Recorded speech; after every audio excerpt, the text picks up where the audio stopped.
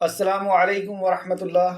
الحمد للہ ان الحمد للہ نحمده ونستعینه ونستغفره ونعوذ باللہ من شرور انفسنا ومن سیئات اعمالنا من يهده الله فلا مضل له ومن يضلل فلا هادي له واشهد ان لا اله الا الله واشهد ان محمدا عبده ورسوله رب اشرح لي صدري ويسر لي امري وَاحْلُلْ عُقْدَةً مِّن لِّسَانِي يَفْقَهُوا قَوْلِي رَبِّ زِدْنِی عِلْمًا رَبِّ زِدْنِی عِلْمًا رَبِّ زِدْنِی عِلْمًا آمین یا رب العالمین۔ ہر قسم کی تعریف اور شکر اللہ رب العزت کے لیے لائق اور زیبا ہے، جو ساری کائنات کا ایک و تنہا خالق، مالک، مربی اور منتظم ہے۔ درود و سلام ہو انبیاء اکرام پر، خصوصاً نبی مکرم رحمت للعالمین امام الانبیاء محمد صلی اللہ علیہ وسلم پر اور آپ کے اصحاب پر۔ معزز سامعین اکرام، آج انشاءاللہ تعالی ہم سورہ انعام کی آیت نمبر 80 پڑھیں گے۔ آج ہمارا 80 سے سبق رہے گا۔ لفظی ترجمے کو نکال لیجئے، لفظی ترجمے پہ غور کریں گے۔ اعوذ باللہ من الشیطان الرجیم، اے اللہ ہم تیری پناہ میں آتے ہیں شیطان سے۔ اے اللہ تو ہمیں شیطان کے مکر و فریب سے بچا لے کہ وہ ہمیں تیرے کلام سے دور کر دے، اور تیرے دین سے، نبی مکرم کی محبت اور آپ کی اطاعت سے ہمیں دور کر دے۔ اے اللہ اس شیطان مردود سے ہماری حفاظت فرما۔ بسم اللہ الرحمن الرحیم، اللہ کے نام کے ساتھ جو بڑا مہربان اور بار بار رحم فرمانے والا ہے۔ اس عظیم کام کو ہم اللہ سبحانہ و تعالیٰ کے نام سے شروع کرتے ہیں۔ آیت نمبر 80 سورہ انعام۔ وَحَاجَّهُ، اور جھگڑا کیا اس سے، یعنی ابراہیم علیہ السلام سے، قومہ، اس کی قوم نے۔ ابراہیم علیہ السلام سے کیوں جھگڑا کیا؟ کیونکہ ابراہیم علیہ السلام نے ان کے باطل معبودوں کی حقیقت بتائی کہ یہ خود مغلوب ہیں، یہ خود غلام ہیں، یہ کسی کے اشارے پر چلتے ہیں، نکلتے ہیں اور ڈوب جاتے ہیں۔ یہ ستارے محتاج ہیں، اور جو ڈوب جائے وہ رب نہیں ہو سکتا، جو محتاج ہو وہ رب نہیں ہو سکتا۔ تو اس کے جواب میں انہوں نے جھگڑا کیا اور کہا کہ ہم نے اپنے باپ دادا کو اسی پہ پایا ہے، اور دوسری بات انہوں نے اپنے باطل معبودوں سے ڈرایا کہ تم نے ہمارے معبودوں کو ایسا کہا ہے، ہمارے بتوں کو ایسا کہا ہے، یعنی ستاروں کو اور فرشتوں کو ایسا کہا ہے، اب یہ ستارے اور جو ہمارے باطل معبود ہیں وہ تمہیں تباہ کر دیں گے۔ تو اللہ سبحانہ تعالیٰ نے اس تعلق سے یہاں پہ فرمایا، اور ابراہیم علیہ السلام نے کیا جواب دیا ان کا، اس کو دیکھیں گے۔ وَحَاجَّهُ، اور جھٹلایا اور جھگڑا کیا اس سے، قومہ، اس کی قوم نے، قال، اس نے کہا، یعنی ابراہیم علیہ السلام نے کہا، اتحاجونی، کیا تم جھگڑتے ہو مجھ سے، فی اللہ، اللہ کے بارے میں، اللہ کے بارے میں جھگڑتے ہو، جبکہ میں، ابراہیم علیہ السلام کی کیا دعوت تھی کہ ساری کائنات کا خالق اور مالک ایک ہے، تم اس کی عبادت کر لو، اور یہی رسول کریم صلی اللہ علیہ وسلم کی بھی دعوت تھی۔ مشرکین مکہ نے بھی لڑا، اور ابراہیم علیہ السلام کا یہاں پہ واقعہ چل رہا ہے کہ ان کی قوم اس سے لڑتی ہے۔ کیوں لڑتی ہے؟ کیونکہ انہوں نے کہا کہ ساری کائنات کا خالق اور مالک ایک ہے، فی اللہ، اللہ کے بارے میں، وقد، حالانکہ تحقیق، ہدانی، اس نے ہدایت دی مجھے، اس نے مجھے صراط مستقیم کی ہدایت دی، اس نے مجھے توحید کی ہدایت دی، اور تم مجھ سے لڑتے ہو۔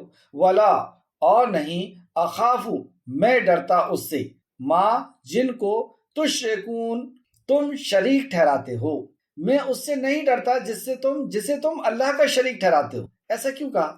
یعنی انہوں نے ڈرایا ہے کہ ہمارے باطل معبود وہ تمہیں تباہ اور برباد کر دیں گے۔ انہوں نے جو کہا اس کو یہاں پہ کوٹ نہیں کیا، اللہ سبحانہ تعالیٰ نے ابراہیم علیہ السلام کے جواب کو کوٹ کر دیا، تو پتہ چلا کہ سوال یہ تھا اور جواب یہ ہوا۔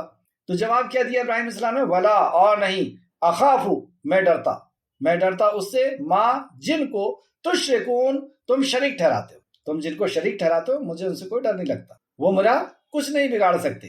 اور یہ توحید کا تقاضا ہے، اور یہ داعی کے اندر ایسا ایمان ہونا چاہیے کہ وہ صرف اور صرف اللہ سبحانہ تعالیٰ سے ڈرے، ان کے باطل معبودوں سے نہ ڈرے۔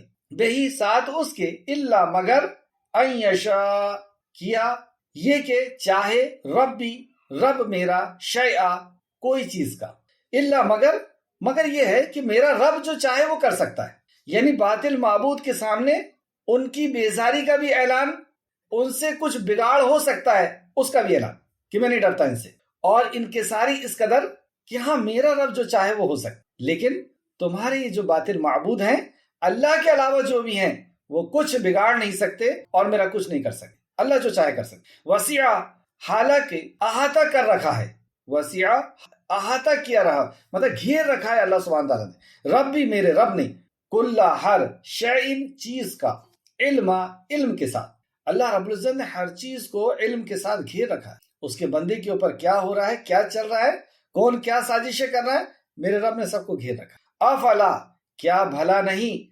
تتذکرون تم نصیحت پکڑتے؟ اتنی بڑی بات کہ ان کے ڈرانے کا جواب ابراہیم علیہ السلام نے چیلنج سے دے دیا کہ وہ میرا کچھ نہیں کر سکتے، اور کر سکتے ہیں تو جاؤ منتیں مان لو اور میرا کچھ بگڑوا لو۔ اتنی بڑی بات سمجھانے کے بعد کیا یہ تتذکرون تم نصیحت نہیں پکڑتے؟ کیا ابھی بھی تمہاری آنکھیں نہیں کھلتی؟ آیت نمبر 81 وَكَيْفَ اور کیوں کر اخاف میں ڈروں ما اس سے جسے اشرک تم شریک بناتے ہو، تم کیا میں اس سے ڈروں جس سے تم شریک بناتے ہو؟ ولا جب کہ نہیں تخافون تم ڈرتے انکم کہ بے شک تم اشرک تم شریک ٹھہراتے ہو اللہ کا اسے جو لم نہیں ینزل اس نے نازل کی بہی جس کی علیکم تم پر سلطان کوئی دلیل، فایو تو کون سا فریقین دونوں گروہ میں سے احق کو زیادہ حقدار ہے۔ اب ابراہیم علیہ السلام سمجھا رہے ہیں کہ تم نے جرم کیا ہے، اب تم خود بتاؤ کہ دونوں فریق میں سے کون ہے بالامن امن کا حقدار؟ تم کہہ رہے ہو کہ تمہارا امن اور سلامتی ختم ہو گئی ابراہیم، تو ابراہیم علیہ السلام سمجھا رہے ہیں کہ بتاؤ امن کا حقدار کون ہے؟ تم نے جرم کیا ہے اور تم مجھے ڈراتے ہو۔ ان اگر کن تم ہو تم تعلمون تم جانتے، تم خود بتاؤ کہ امن کا حقدار کون ہے، مشرک ہے یا توحید پرست ہے؟ اور توحید پرست کو تم کہتے ہو کہ اب تو تم تباہ ہو جاؤ گے۔ الذین وہ جو آمنو ایمان، اب دیکھیں یہاں پہ اللہ رب العزت نے قیامت تک کے لیے ایک اصول نازل فرما دیا، اور ہمیں بھی اگر امن چاہیے اور ہدایت چاہیے تو اسی اصول پر آنا ہوگا۔ الذین وہ جو آمنو ایمان لائے، تو الحمدللہ ہم سب نے ایمان لائے۔ الذین وہ جو آمنو ایمان لائے ہیں، ولم اور نہیں، یلبسو انہوں نے ملایا، انہوں نے ملاوٹ کی اپنے ایمان میں، ایمانہم اپنے ایمان کو، بظلم ساتھ ظلم کے، اب ایمان تو لا لیے لیکن اپنے ایمان میں انہوں نے نہیں ملایا ظلم کو یعنی شرک کو۔ اگر انہوں نے شرک کو نہیں ملایا اپنے ایمان میں تو اللہ رب العزت نے وعدہ کیا اولئک یہی لوگ ہیں، لہم ان کے لیے امن ہے، وہم اور یہی محتدون ہدایت یافتہ۔ اللہ سبحانہ وتعالیٰ وعدہ کر کہ اگر انہوں نے ایمان میں شرک کو نہیں ملایا تو امن انہی کے لیے، اور یہی ہدایت یافتہ ہیں، یعنی جنہوں نے ایمان میں شرک کو نہیں ملایا وہ ہدایت یافتہ۔ کسی دوسرے عمل کا یہاں پہ ذکر نہیں ہوا کہ جس نے ایمان لا کر کے یہ کیا یہ کیا یہ کیا اس کے لیے امن ہے، یا اس گناہ سے بچ گیا اس گناہ سے بچ گیا اس کے لیے امن ہے۔ توحید کو کہا کہ جس نے شرک کو نہیں ملایا اس کے لیے اللہ سبحانہ تعالیٰ نے گارنٹی دے دی کہ اس کے لیے امن ہے۔ کتنا اہم مسئلہ ہے یہ کہ ہم توحید کو جانیں اور شرک کو جانیں اور اس سے بچ جائیں اور ہم امن کے مستحق ہو جائیں۔ آگے تفسیر میں اس کو اور سمجھیں گے۔ وَتِلْكَ اور یہ ہے حجتنا حجت ہماری، آتیناہا دیا ہم نے اسے، ابراہیم کو، علی قومہ اس کی قوم کے خلاف، نرفع ہم بلند کرتے ہیں، درجات درجوں کو، جس کی ہم چاہتے ہیں۔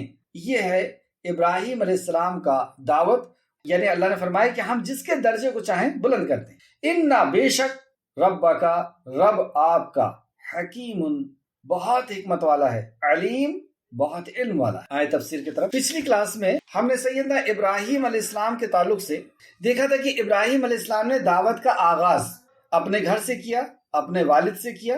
نبی مکرم صلی اللہ علیہ وسلم نے بھی دعوت کا آغاز اپنے گھر سے کیا، اور جب ابراہیم علیہ السلام نے دعوت دیا اپنے والد کو تو دعوت اس انداز میں دیا کہ جن کی آپ اللہ کے علاوہ عبادت کرتے ہیں وہ کتنے محتاج ہیں، نہ وہ سنتے ہیں نہ وہ دیکھتے ہیں، اور جو معبود ہو، جو مصیبت دور کرنے والا اور ضرورت کا پورا کرنے والا ہو، اس کے لیے لازم ہو کہ وہ سمیع اور بصیر ہو، وہ سننے اور دیکھنے والا۔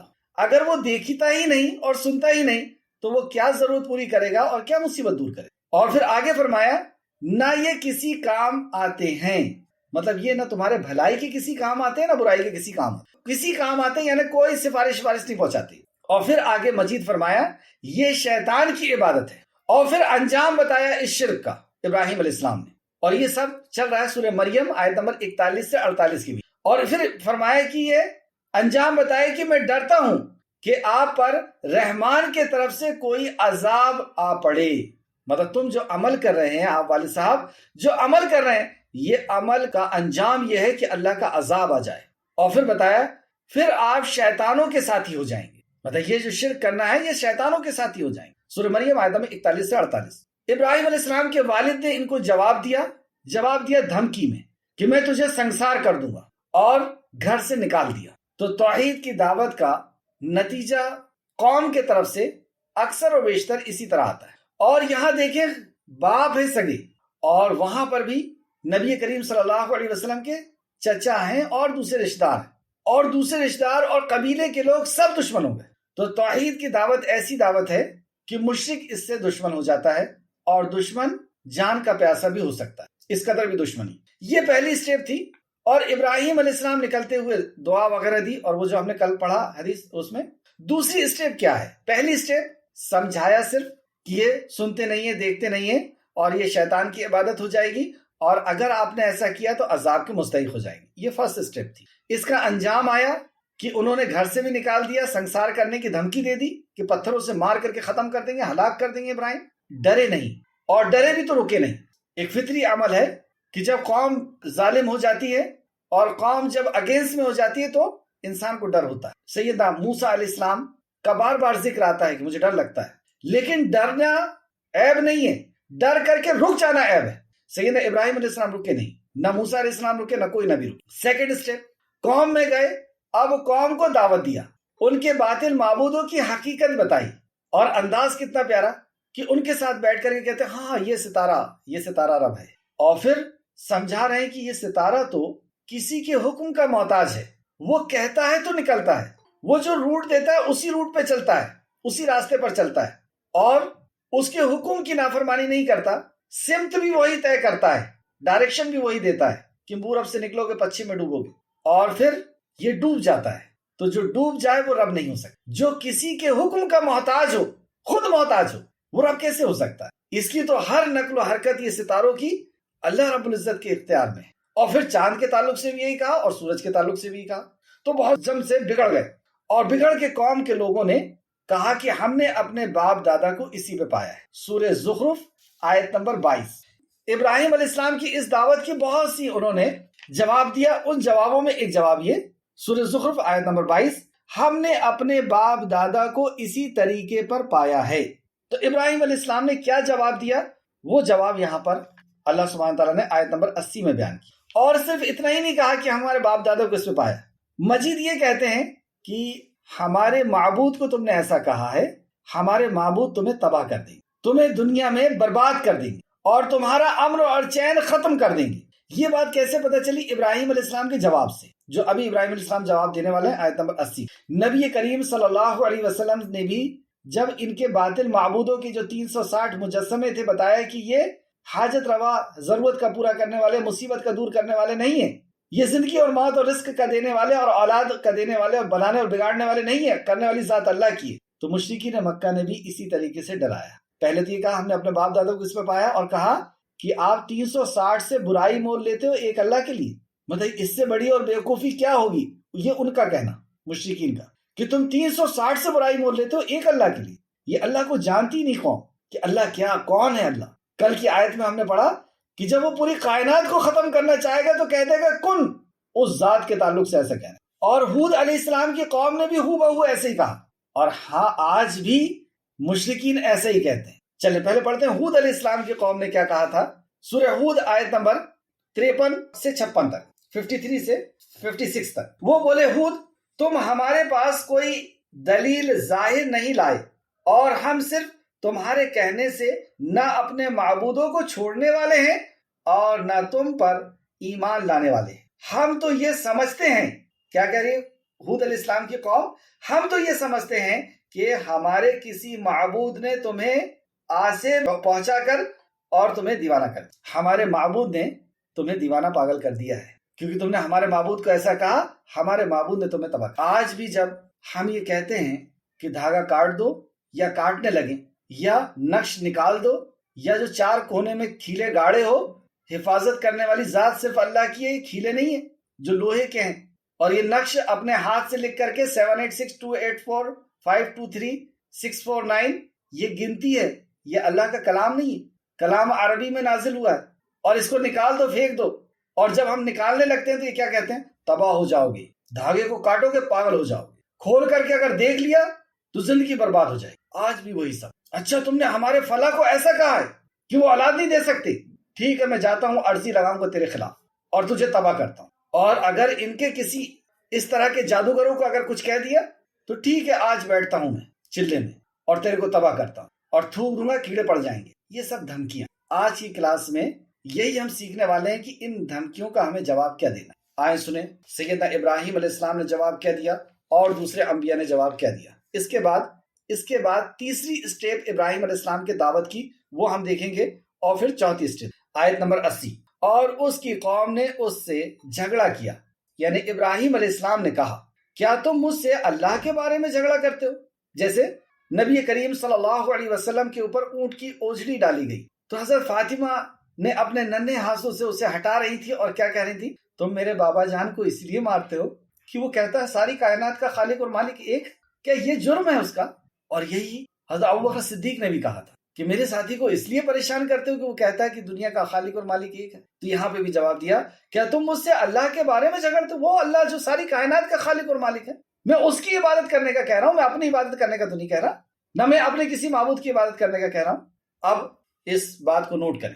وَلَا أَخَافُ مَا تُشْرِكُونَ بِهِ، حالانکہ اس نے مجھے ہدایت دی ہے اور میں ان سے نہیں ڈرتا جنہیں تم اس کا شریک ٹھہراتے ہو. وَلَا أَخَافُ مَا تُشْرِكُوا بِهِ، میں ان سے نہیں ڈرتا جن کو تم شریک کرتے ہو. یہ جواب کہ جس کو تم نے حاجت روا اور مشکل کشا بنا لیا ہے کہ دھاگے سے فلا ہو جائے گا، کھیلے سے نقص سے ہو جائے گا، فلا سے ہو جائے گا، کرنے والی ذات تو صرف اللہ کی ہے. اور تمہارے ان جادوؤں سے مجھے ڈر نہیں لگتا. اب تم کسی گڑیا میں سوئی چبا کر کے میرے گھر میں پھینک دو اور جو چاہو وہ کر سکتے ہو. یہ ہے ایمان کا تقاضا. اور وہ دعوت ہی تو اسی چیز کے دے رہا ہے کہ تم جس کی عبادت کرتے ہو وہ کسی نفع نقصان کے مالک نہیں. تو یہ اندر سے ایمان بھی ہونا چاہیے. اور جب یہ ایمان ہوگا تو پھر اس کے اوپر یہ بہت گہرا اٹیک ہوگا کہ اس نے اتنی بڑی بات کر دیا، اور پھر یہ جائے گا وہاں پہ منت لے کر کے یا جادو کروائے گا یا کچھ کروائے گا اور آپ کو کچھ نہیں ہونے والا. کیوں نہیں ہونے والا؟ کیونکہ کرنے والی ذات صرف اور صرف اللہ کی ہے. سورہ بقرہ آیت نمبر 102 میں بھی جادو کی حقیقت بتا دیا کہ جب تک اللہ نہ چاہے کچھ نہیں ہو سکتا. تو جواب میں ابراہیم علیہ السلام نے کہا حالانکہ اس نے مجھے ہدایت دی ہے، یعنی یہ جو میں کہہ رہا ہوں یہ اللہ کی طرف سے ہدایت ہے میرے پر، یہ توحید مجھے اللہ سبحانہ تعالیٰ نے دی ہے، مجھے رسالت دی ہے، مجھے نبوت دی ہے. اور سن لو، اور میں ان سے نہیں ڈرتا جنہیں تم اس کا شریک ٹھہراتے ہو. تم سمجھتے ہو ان کو حاجت روا مشکل کشا، میں نہیں سمجھتا انہیں کچھ، اور کچھ نہیں بگاڑ سکتے میرا. جاؤ جو کرنا ہے کر لو، بولو ان سے جا کر کے. اور اللہ کے تعلق سے انکساری کا عالم، ہاں اگر میرا رب کچھ چاہے تو ضرور ہو سکتا ہے. مطلب تمہارے وہ باطل معبود چاہے کچھ نہیں ہو سکتا. ہاں میرا رب جو چاہے وہ ہو سکتا ہے، میرا رب جو چاہے میرے لیے فیصلہ کر سکتا ہے، وہ جو چاہے وہ میرے لیے کر سکتا ہے، وہ کر سکتا ہے. سبحان اللہ. اور میرے رب کا علم ہر چیز پر چھایا ہوا ہے، ہر چیز کو گھیرے ہوئے، ہر چیز کو محیط ہے. وہ ہے میرا رب، یعنی میرے رب کو علم ہے ہر چیز کا کہ میرے بندے کے ساتھ کیا ہو رہا ہے، کون اس کے ساتھ کیا کر رہا ہے، اور اسے کیا کرنا ہے کیا نہیں کرنا، وہ سب جانتا ہے میرا رب. وہ جو چاہے گا وہ فیصلہ ہوگا. اللہ کے تعلق سے اس قدر اب اللہ سبحانہ تعالیٰ نے فرمایا کیا پھر تم نصیحت حاصل نہیں کرتے؟ یعنی اتنا بڑا اسٹیپ ہے یہ کہ تم دھمکی دے رہے ہو، اور ابراہیم علیہ السلام اس دھمکی کا جواب دھمکی کے ساتھ، چیلنج کے ساتھ، دھمکی بھی اور چیلنج بھی، جا کیا کر سکتے کر، اور وہ کچھ نہیں کر سکتا. اب آج کے دور میں بھی یہی ہوگا کہ جب آپ ایسا کہیں گے تو وہ جائے گا اور جو کر سکتا ہے سب کرے گا، اور آپ کو کچھ نہیں ہوگا انشاءاللہ. اور جب کچھ نہیں ہوگا تو اس کی عقل کے ڈھکن کھلنا چاہیے. اب اس کا دماغ ہلنا چاہیے، کچھ سمجھ میں آنا چاہیے. اور اگر نہیں سمجھ میں آتا ہے تو اب اس کے بعد فورتھ اسٹیپ جو ابراہیم علیہ السلام نے لی، کیا لیے کہ تم یہ کہتے تھے کہ وہ مٹا دے گا، برباد کر دے گا، مجھے نقصان پہنچائے گا. اس نے تو میرا کچھ نہیں کیا. لو میں نے تمہارے بتوں کو توڑ دیے تھے نہیں توڑ دیے. دوسری جگہ ہم نے پڑھا قرآن میں کہ جب یہ میلے میں گئے تو ابراہیم علیہ السلام نے کہا کہ میں میلے میں آج نہیں جاؤں گا، اور میں دیکھتا ہوں، دھمکی بھی دی، اور میں دیکھتا ہوں تمہارے باطل معبودوں کو، جاؤ تم میلے میں. یہ میلے سے جب لوٹ کر کے آئے تو عادت ہوتی ہے مشرکوں کی، کے اوپر عقیدت ہوتی ہے، پہلے وہاں جاتے ہیں. یہ مکہ سے حج کر کے بھی آئیں گے تو پہلے وہاں جائیں گے، اللہ کے گھر سے آ رہے ہیں، شرم نہیں آ رہی اس کے بعد مخلوق کے دربار میں جانے میں۔ جب یہ میلے سے لوٹ کر کے آئے تو اپنے بت خانے میں پہنچے اور دیکھا کہ سب ٹوٹے پھوٹے پڑے ہوئے اور بڑے والے کے کندھے پر ہتھوڑی رکھی یا توڑنے کی چیز رکھی۔ تو آ کر کے کیا کہتے ہیں، یہ اسی نوجوان کا کام ہے، وہ ہے ابراہیم، وہی دھمکی دیتا تھا کہ انہوں نے دھمکی دی تھی کہ یہ تمہیں تباہ کر دیں گے، ان کی یہ دھمکی تھی کہ یہ تمہیں تباہ کر دیں گے، لیکن ابراہیم علیہ السلام نے انہی کو تباہ کر دیا۔ اب تو دماغ کھل جانا، اب تو عقل آ جانی تھی، اور جب ہم دھاگا کاٹ دیں اور جب ہم کھیلے نکال کر کے پھینک دیں اور جب ہم اس طرح کی چیزیں جن پر ان کو عقیدت ہے کہ اس سے ہوتا ہے اور اس سے، اس وقت تو ان کی عقل کھل جانا چاہیے۔ لیکن ہدایت تو اللہ ہی کی ہدایت ہے، وہ جس سے ہدایت عطا فرمائے۔ اس کے بعد انہوں نے کیا اسٹیپ لیا جب یہ توڑ پھوڑ دیکھیں، اور اسی لیے توڑے تھے ابراہیم علیہ السلام نے کہ ان کو عقل آئے، ان کو سمجھ آئے کہ حقیقی معبود کون ہے۔ انہوں نے سخت اسٹیپ لی کہ ٹھیک ہے جلا دو ان کو۔ تو کیا یہ جلا سکے؟ ایک طرف بھڑکتی ہوئی آگ تھی اور دوسرے طرف باپ، خاندان، شہرت، دولت، عزت، سب کچھ، اور دوسرے طرف بے عزتی اور آگ، لیکن ساتھ میں اللہ رب العزت کی محبت بھی، توحید بھی تھی۔ تو ابراہیم علیہ السلام نے کوئی کمپرومائز نہیں کی۔ اسی طریقے سے صحابہ اکرام نے بھی کچھ نہیں، صحابہ اکرام کو بھی جلانے کی کوشش کی گئی، جان سے مارنے کی کوشش کی گئی، حضرت بلال حبشی کو رضی اللہ عنہ، حضرت خباب کو، اور بھی دوسرے صحابہ۔ اسی طریقے سے موسیٰ علیہ السلام کی قوم نے بھی، یعنی فرعون کی بیوی اسلام لا لی تو انہیں بے تحاشا مارا، جادوگروں نے اسلام قبول کر لیا، توحید قبول کر لیا تو انہیں مارا، یوسف علیہ السلام، اور یہ سب انبیاء علیہ السلام اور ان کے ماننے والوں کو آپ دیکھتے چلے جائیں، ان لوگوں نے بہت کوشش کی، دولت کا لالچ دیا، گھر کا عزت کا لالچ دیا، اور دوسرے طرف موت کی دھمکی۔ لیکن ایک بار جب خالق کائنات کی محبت دل میں آ جائے، یعنی بندہ اللہ کو جان لے، جب اللہ کو جان لے گا تو پھر سوال ہی نہیں اٹھتا کہ اس کے لیے قربانی کے لیے وہ پیچھے ہٹ جائے، وہ ساری کائنات کے خالق اور مالک کو جان لے۔ دوسری بات یہ کہ کیا اللہ حفاظت نہیں کرے گا؟ سیدنا ابراہیم علیہ السلام کو جلانے کی بات تو بہت دور کی، سیدنا ابراہیم علیہ السلام کو یہ لوگ گرمی بھی نہیں پہنچا سکے اللہ رب العزت، اور نہ ٹھنڈ پہنچا سکے۔ اللہ سبحانہ وتعالیٰ نے کئی وعدے فرمایا قرآن کے اندر، فرمایا کیا میں اپنے بندے کے لیے کافی نہیں ہوں؟ اللہ اکبر، کتنا بھاری لفظ ہے۔ ساری کائنات کا خالق اور مالک کہہ رہا ہے کیا میں اپنے بندے، اپنا بندہ کیوں ہے میرا بندہ وہ؟ کیونکہ میرے حق کو کسی اور کو نہیں دیا، اس نے میری توحید کے ساتھ اس نے کچھ بھی سمجھوتا نہیں کیا، نہ عزت کا سمجھوتا، نہ مال کا، نہ رشتہ داری کا، اور نہ جان کا۔ کیا میں اپنے بندے کے لیے کافی نہیں ہوں؟ سب کچھ چھوڑ دیا اس نے، سب کچھ قربان کر دیا، اور کیا میں اسے نہیں بچا سکتا؟ اللہ اکبر۔ دوسری جگہ فرمایا اسی طرح ہم ایمان والوں کو اور نبیوں کو بچا لیا گیا، اور فرمایا ہم نے اپنے اوپر لازم کر لیا ہے کہ ایمان والوں کی مدد کریں۔ سب قرآن کی آیتیں بتا رہا ہوں۔ اور دوسری جگہ فرمایا وَلَا تَهِنُوا وَلَا تَحْزَنُوا، تم ڈرو نہیں، تم گھبراؤ نہیں، تم ہی سربلند رہو گے، لیکن کب؟ ان کنتم مومنین، بس تم مومن بن جاؤ، بس تم مومن ہو جاؤ۔ ایک جگہ فرمایا ان تنصروا اللہ ینصرکم ویثبت اقدامکم، تم میرے دین کی مدد کرو میں تمہاری مدد۔ اس کے بعد ابراہیم علیہ السلام کو اللہ سبحانہ وتعالیٰ نے کیا عطا کیا وہ آج کی کلاس میں ہم دیکھیں گے۔ ابراہیم علیہ السلام کہتے ہیں اور میں ان سے کیوں کر ڈروں جنہیں تم شریک ٹھہراتے ہو، مطلب تم مجھے ان سے ڈراتے ہو، میں ان سے کیوں کر ڈروں جسے تم شریک ٹھہراتے ہو؟ تم ڈرو ان سے، تم نے شریک ٹھہرایا نا اس کو، میں نے اگر شریک ٹھہرایا ہوں تو میں ڈروں گا اس سے۔ اللہ اکبر، کتنا باریک پوائنٹ ہے۔ اگر میں ڈر رہا ہوں اس سے تو گویا کہ میرے میں اور اس میں کیا فرق ہے؟ وہ بھی ڈرتا ہے اس سے، جب نکلتا ہے سامنے سے تو ہارن مار کے نکلتا ہے، اور میں بھی مار دوں تو پھر میرے میں اس میں کیا فرق ہے؟ بلی نکل گئی، وہ ڈر گیا، رک گیا، میں بھی رک گیا، اس کے دھاگے کو کاٹنے سے میں ڈر گیا، اس کے کھیلے کو نکالنے سے میں ڈر گیا، تو وہ بھی ڈرتا ہے میں بھی ڈرتا ہوں، فرق کیا رہا؟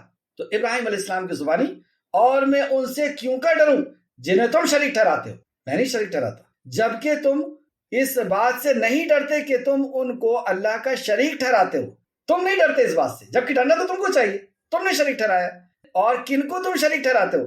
جن کی اس نے یعنی اللہ نے تم پر کوئی دلیل نازل نہیں کی کہ میرے علاوہ بھی ان سے مانگ لینا، وہ بھی حاجت روا اور مشکل کشا ہو جائیں گے، کوئی دلیل نازل نہیں کی۔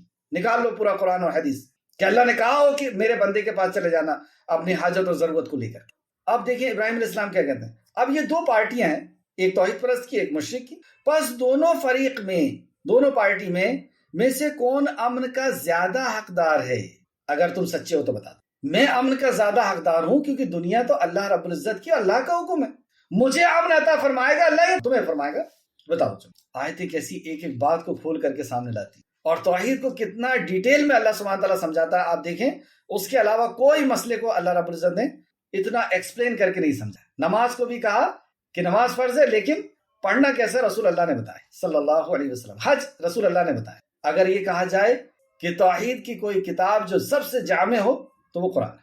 اب امن کے تعلق سے اللہ سبحانہ تعالیٰ نے فرمایا، اور یہ قانون قیامت تک کے لیے، الذین آمنوا ولم یلبسوا ایمانہم بظلم، اور جو لوگ ایمان لائے اور انہوں نے اپنے ایمان کو ظلم کے ساتھ خلط ملط نہیں کیا، یعنی ہم سب نے ایمان لائے، اور جس نے بھی ایمان لایا اور اپنے ایمان میں، ایمان یعنی اللہ کے واحد ہونے پر ایمان، اشہد ان لا الہ الا اللہ، نہیں کوئی معبود سوائے اللہ کے، باطل معبود کا پہلے انکار، نفی، اور پھر اس بات اللہ رب العزت کی وحدانیت۔ تو جس نے ایمان لا لیا اس بات پر کہ وہی ہے حاجت روا، ضرورت پوری کرنے والا، مصیبت دور کرنے والا، اور پھر اس میں اس نے شرک کو نہیں ملایا، پھر کسی اور کو اس نے عزت و ذلت کا مالک نہیں سمجھا، کسی اور کو رزق کا مالک، کسی اور کو موت کا مالک، کسی اور کو اولاد کا مالک، کسی اور کو اس نے کچھ نہیں سمجھا، یعنی شرک کو نہیں ملایا، وہی لوگ ہیں جن کے لیے امن ہے۔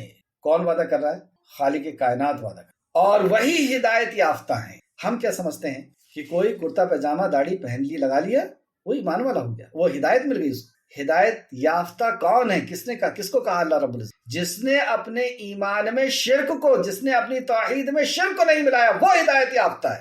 جس نے اپنی بھیش بھوشا بدل لی، ہم نے اس کو ایمان والا سمجھ، اس کو ہدایت یافتہ سمجھ لی کہ ہاں ہم کو ہدایت مل گئی۔ صاحب میں اپنے لیے کہہ رہا ہوں، ابھی ہماری توحید ویسا علم نہیں، نہ شرک کے بارے میں ویسا علم، لیکن ہم نے یہ سمجھ لیا ہاں میں ہدایت ہے، اور دوسروں کہتے ہیں اللہ اسے بھی ہدایت دے، ابھی اپنا پتہ معلوم نہیں۔ تو ہدایت یافتہ کون ہے؟ جس نے توحید میں شرک کو نہیں ملا۔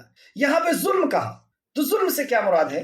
تفسیر ابن کثیر جلد نمبر 2 صفحہ نمبر 483، یعنی یہ لوگ جنہوں نے اللہ کو واحد لا شریک کے لیے عبادت کو خالص کیا، اللہ وحدہ لا شریک کے لیے عبادت کو خالص کیا اور اس کے ساتھ ذرا برابر بھی شرک نہ کیا، تو قیامت کے دن بھی یہ لوگ امن میں ہوں گے۔ قیامت کے دن دیکھیے سب سے زیادہ سخت دن تو وہی نفسا نفسی کا عالم، ڈر اور خوف کا عالم، لیکن اللہ سبحانہ تعالیٰ اس دن ان کو امن میں رکھے، خوف نہیں ہوگا، اور دنیا اور آخرت میں بھی یہی ہدایت یافتہ رہیں گے۔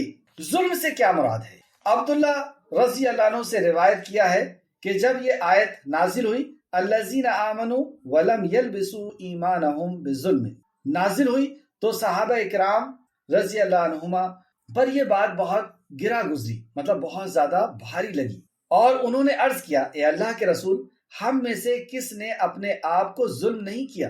مطلب صحابہ اکرام ظلم سے یہ سمجھ رہے تھے گناہ، کیونکہ ظلم کا مطلب کسی چیز کو اس کے مقام پر نہ رکھنا، یہ ظلم کی تعریف ہے۔ تو صحابہ اکرام نے یہ سمجھا کہ ہم سب سے تو گناہ ہوتے ہیں، اور یہاں پہ کہا جا رہا ہے کہ ایمان لائے اور گناہ نہ کیا تو اس کے لیے امن ہے، اس کے لیے گارنٹی ہے، اور اس کے لیے ہدایت، وہ ہدایت یافتہ ہے۔ تو صحابہ اکرام کو بڑا گرا گزرا، اور انہوں نے کہا، اے اللہ کے رسول، ہم میں سے کس نے اپنے آپ پر ظلم نہیں کیا؟ آپ صلی اللہ علیہ وسلم نے فرمایا، اب اس ظلم کو ایکسپلینیشن، اس کی تفسیر خود رسول کریم صلی اللہ علیہ وسلم کر رہے ہیں۔ جس آیت کی تفسیر رسول اللہ کر دیں، اس آیت کو کسی اور کی تفسیر، تو رسول اللہ صلی اللہ علیہ وسلم تفسیر کرتے ہیں، اس سے یہ مراد نہیں، کیا تم نے وہ بات نہیں سنی جو اللہ کے نیک بندے نے کہی تھی، یعنی لقمان نے کہی تھی، یا بنیا لا تشرک بہ ان الشرک لظلم عظیم، سورہ لقمان آیت نمبر 13۔ اے میرے پیارے بیٹے، اللہ کے ساتھ شرک نہ کرنا، بے شک شرک تو بڑا ظلم ہے۔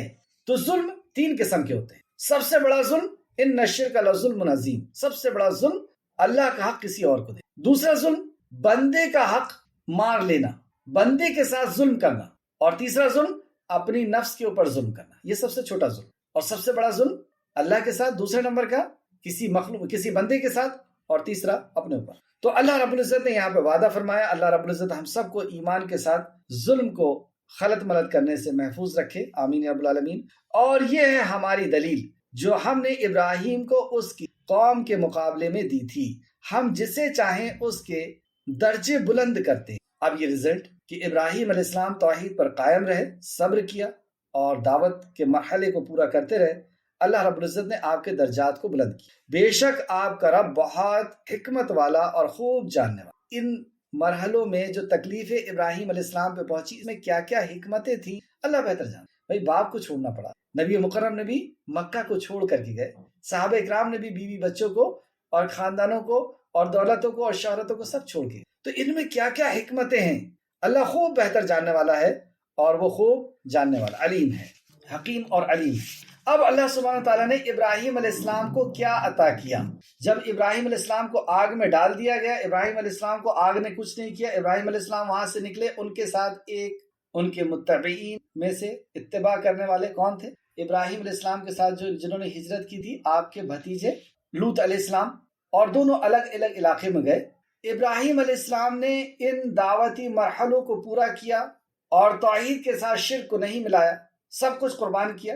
اللہ رب العزت نے انہیں نعمت عطا فرمائی، جس کا ذکر اللہ رب العزت ان آیتوں میں فرماتا، اور ہم نے اسے یعنی ابراہیم علیہ السلام کو اسحاق اور یعقوب عطا کیے، ہم نے سب کو ہدایت دی، یعنی اب نبیوں کا سلسلہ شروع، اور اس سے پہلے ہم نے نوح علیہ السلام کو ہدایت دی تھی، اور اس کی اولاد میں سے داؤد اور سلیمان، ایوب، یوسف، موسیٰ اور ہارون کو، اور اسی طرح ہم نیکی کرنے والوں کو بدلہ دیتے ہیں۔ یہ تھی نیکی، اور نیکی کرنے والوں کو ہم اسی طرح بدلہ دیتے ہیں۔ کیا بدلہ دیا اللہ نے؟ نیک اولاد۔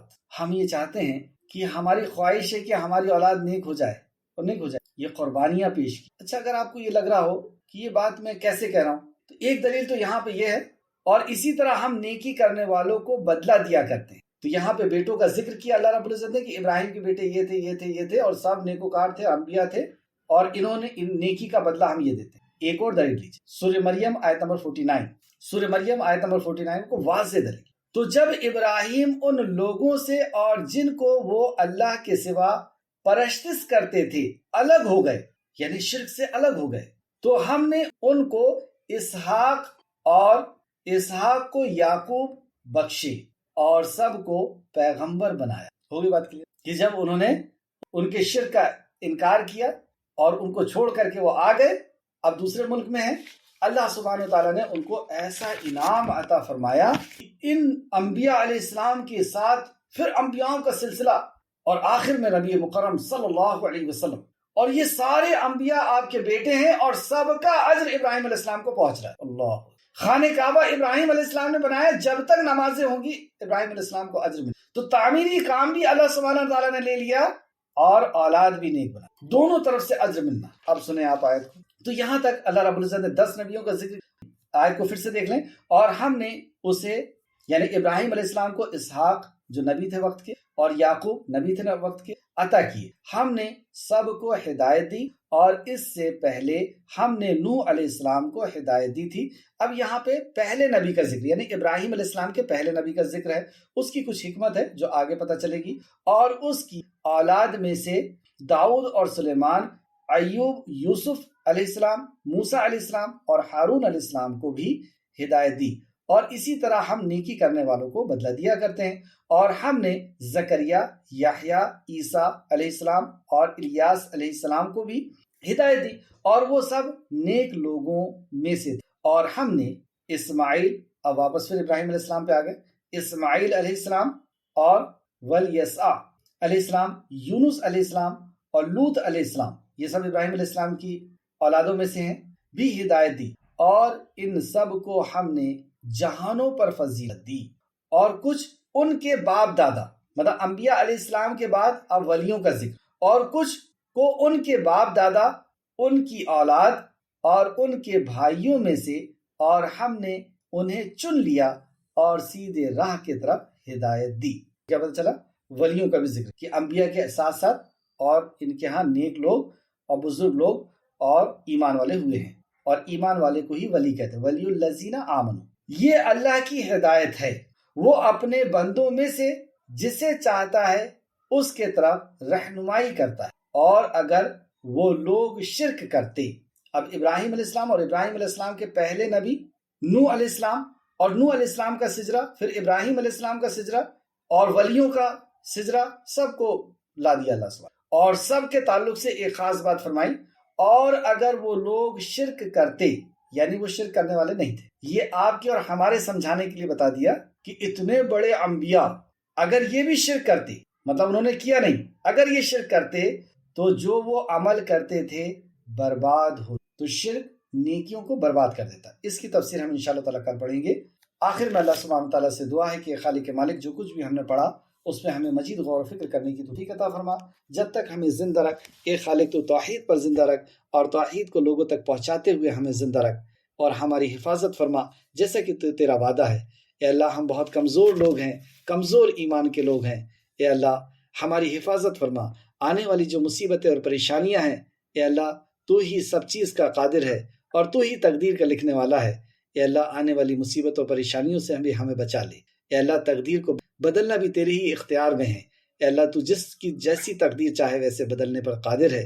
اے اللہ جو ہمارے اوپر مصیبتیں اور پریشانی ہم میں سے کسی کے اوپر آئی ہے، ان کی مصیبت اور پریشانیوں کو تو ٹال دے۔ اے اللہ اگر ان کے تقدیر میں لکھی ہے تو اس کو بدل دے۔ اے خالق تو اس پر بھی قادر ہے۔ اے اللہ ہمارے اوپر جو مصیبتیں اور پریشانیاں آنے والی ہیں، اے اللہ اپنے فضل و کرم سے ان مصیبتوں اور پریشانیوں کو دور فرما دے۔ اے اللہ تو ہر چیز پر قادر ہے۔ اے اللہ تو ہمیں اپنا سچا اور پکا بندہ بنا دے۔ اے اللہ ایسا بندہ بنا دے جس بندوں کے تعلق سے تو نے فرمایا ہے کیا میں اپنے بندے کے لیے کافی نہیں۔ اے اللہ ایسا بندہ ہم سب کو بنا دے۔ اے اللہ تیرا مطیع اور فرما بردار بنا دے۔ اے اللہ جب تک زندہ رکھ، توحید پر زندہ رکھ، توحید کی سمجھ عطا فرما، شرک سے بچتے ہوئے زندہ رکھ، اور توحید پر ہی ہمارا خاتمہ فرما۔ آمین یا رب العالمین۔ اللہم صلی علی محمد وعلی آل محمد کما صلیت علی ابراہیم وعلی آل ابراہیم انک حمید مجید۔ اللہم بارک علی محمد وعلی آل محمد کما بارکت علی ابراہیم وعلی آل ابراہیم انک حمید مجید۔ آمین یا رب العالمین۔